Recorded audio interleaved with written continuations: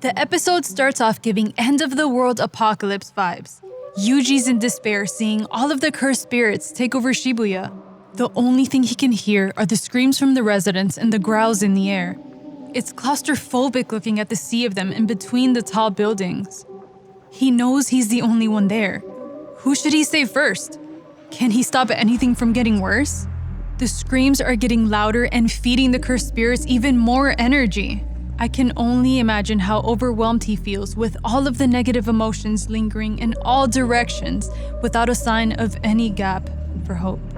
All of a sudden, we see our boy Inumaki as if sent from heaven, the perfect person for this scenario. All he has to say is, "Don't move." Ooh! Blah blah blah, things happen, and then boom! Face to face are Yuji Itadori and Choso. What a match we are about to witness in this train station. As soon as Choso sees Yuji, the strip on his nose becomes bloody, preparing it with even more oxygen. I didn't even know the mark on his face was used like that. I always thought it was an aesthetic choice, like maybe he was supposed to be edgy. The camera angles are so immersive here that while Choso is using his technique, it looks like a GoPro's attached to his arms. This guy, bro, listen, he does not let a single drop of blood go to waste. I'm over here thinking, oh my god, he's gonna die if he keeps on throwing it everywhere, like, hello? But no. Buckets of blood loss are like a paper cut to him. He can go beyond the limit since he is part cursed spirit. And if it couldn't get any crazier, this guy can strip the blood he used from any surface and reuse it. It looks like when you buy a new phone and you peel the plastic off of the screen. After watching this, Choso had to be one of the coolest characters in the show. I just really wanted to understand his blood manipulation technique. When he releases his move Convergence, not only is he compressing his own blood to concentrate it to a single point, but once it's released, it's easily faster than the speed of sound. This means more than 700 miles per hour of force is being thrown onto his opponents. And I don't know if you know how fast 700 miles per hour of force is, but you'd be so dead to the point where you'd still be alive enough to realize you were dead. That's how fast one of his attacks are. I mean, he literally pierced a freaking hole through Yuji's arm with his bodily fluids. Level 1000 aura.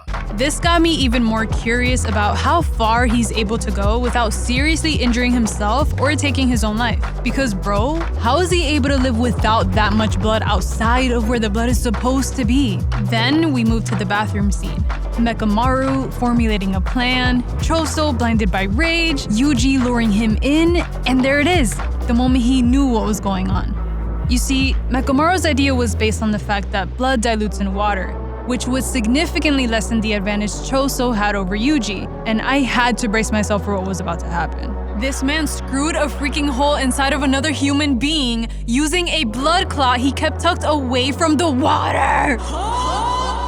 He could have gotten a blood clot that was not the intentional kind. He's nuts! Dude, what? I don't understand anime. How does Yuji have a hole going through his liver, but he's still an acrobat that's getting sprayed with contaminated water in his wound from a dirty public bathroom? That's disgusting. So randomly in the middle of the scene, I started to think. Apparently, a blood manipulation user can only manipulate their own blood, but I started to make shit up. Imagine if they were able to control their girlfriend's periods like, damn baby, I don't think we can do it tonight. I'm on day 1.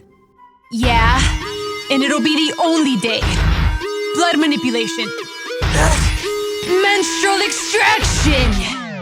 I would trade anything for this to be real, please! Everything in the bathroom scene was eye candy. No matter where you look, there's something to be appreciated. The added depth to the splashing water, to the neon-colored outlines reflecting from their clothes. I wanted to freaking eat this episode. I also don't really understand how something that was mostly shot in a station bathroom could make me feel so much excitement and also give the illusion that a place where you take a piss could be as big as an arena. Alright dude, we get it. You can put those away. And after this final blow, all signs are pointing to Choso as the winner of the fight. Yuji looks like he just lost his pulse.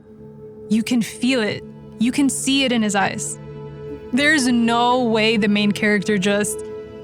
right? Wait, what? What's happening to Choso?